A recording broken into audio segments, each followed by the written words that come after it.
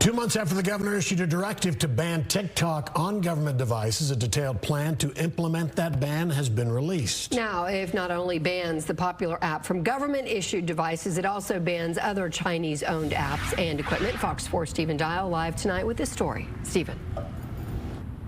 State agencies in Texas now have until next Wednesday to submit their updated policy that supports Governor Abbott's statewide model for banning TikTok and other software.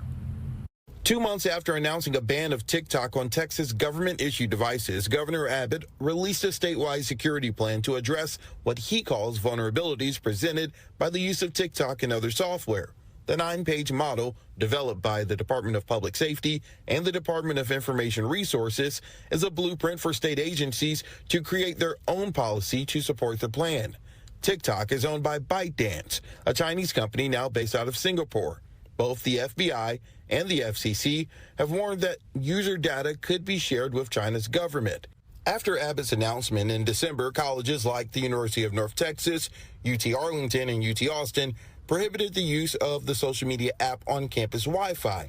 This does not mean the app is banned for student or staff personal devices.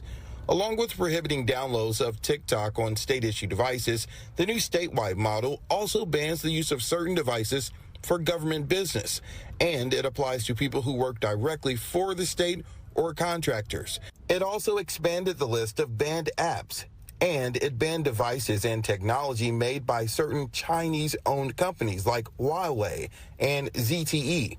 The statewide plan also wants state agencies to identify sensitive locations, meetings, or personnel that could be exposed to prohibited devices. State agencies also have to implement network-based restrictions to prevent the use on agency networks. There are narrow exceptions for law enforcement investigations. The model says, if possible, cameras and microphones should be disabled. Now, the policy update will have to be submitted to the Department of Public Safety.